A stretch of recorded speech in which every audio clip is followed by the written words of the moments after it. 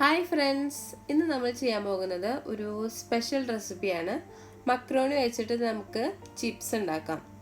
അപ്പോൾ ഈ ചിപ്സ് എങ്ങനെ ഉണ്ടാക്കണമെന്ന് നമുക്ക് നോക്കാം. അതിനു മുൻപായി നിങ്ങൾ ആദ്യമായിട്ടാണ് എൻ്റെ വീഡിയോ കാണുന്നതെങ്കിൽ ചാനലൊന്ന് സബ്സ്ക്രൈബ് ചെയ്ത് സപ്പോർട്ട് ചെയ്യണേ.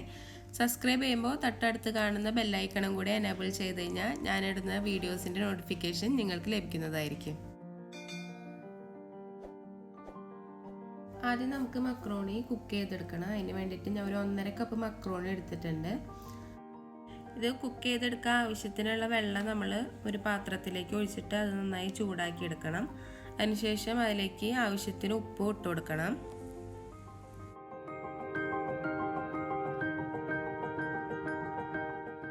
ഇനി ഇതിലേക്ക് നമുക്ക് ഒരു 2 ടേബിൾ സ്പൂൺ സൺഫ്ലവർ ഓയിൽ ഒഴിച്ചു കൊടുക്കാം.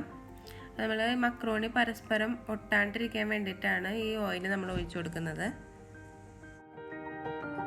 ഇനി മക്രോണി നമുക്ക് ഇതിലേക്ക് ഇട്ട് കൊടുത്തിട്ട് ഇത് കുക്കാവുന്നത് വരെ നമുക്ക് വെയിറ്റ് ചെയ്യാം. ഒരു 15 മിനിറ്റിന് ശേഷം നോക്കിയപ്പോൾ നമ്മുടെ മക്രോണി നന്നായിട്ട് വെന്ത് വന്നിട്ടുണ്ട്. ഇനി നമുക്കിത് ഡ്രെയിൻ ചെയ്തെടുക്കണം.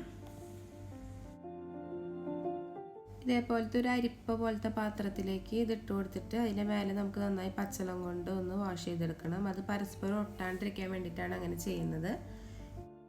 ഇനി ഇതേപോലെ ഒരു പരന്ന പാത്രത്തിലേക്ക് മാറ്റിയിട്ട് ഇതൊന്ന് ജസ്റ്റ് ഒന്ന് ചൂടാറാൻ വെക്കാം. ഇനി നമുക്കൊരു ബൗളിലേക്ക് മാറ്റാം.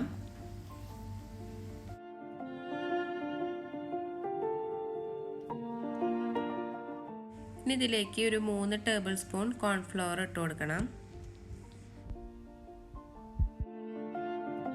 2 ടേബിൾ സ്പൂൺ മൈദയും കൂടി ഇട്ട് കൊടുത്തിട്ട് നമുക്ക് നന്നായി ഒന്ന് മിക്സ് ചെയ്തെടുക്കണം. നിങ്ങൾ എടുക്കുന്ന മക്രോണിയുടെ അളവ് അനുസരിച്ച് വേണം ഈ കോൺഫ്ലവറിൻ്റെയും മൈദയുടെയും അളവ് കൂട്ടാനും കുറയ്ക്കാനും ഒക്കെ.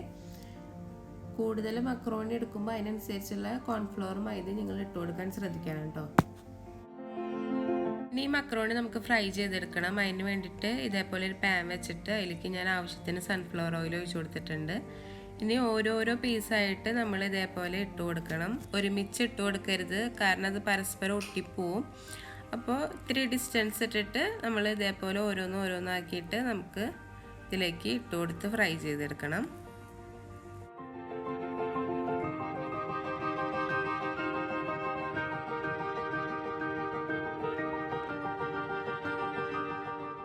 ഇനി ഇതേപോലത്തെ ഒരു ഗോൾഡൻ കളറായിട്ട് വരുമ്പോൾ നമുക്ക് ഇതിൽ നിന്ന് മക്രോണി കോരി മാറ്റാം.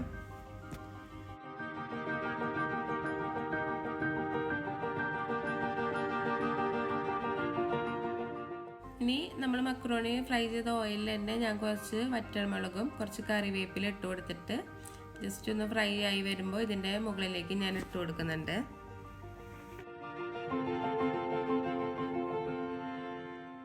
ഇനി നമുക്കിതിലേക്ക് ആവശ്യത്തിന് മുളക് പൊടി ഇട്ട് കൊടുക്കാം. മുളക് പൊടി ചേർത്ത് കൊടുക്കുമ്പോൾ നിങ്ങളുടെ എരിവിനനുസരിച്ചുള്ള മുളക് പൊടി ചേർത്ത് കൊടുക്കാം. ഞാൻ അവിടെ ആകെ കുറച്ചിട്ടിട്ടുള്ളൂ.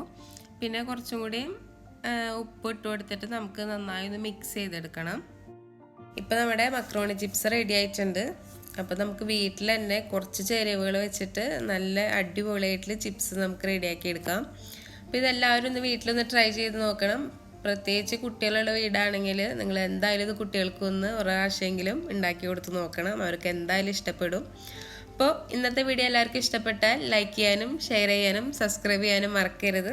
അപ്പോൾ വേറൊരു വീഡിയോ വരുന്നത് വരെ ടേക്ക് കെയർ. ബൈ.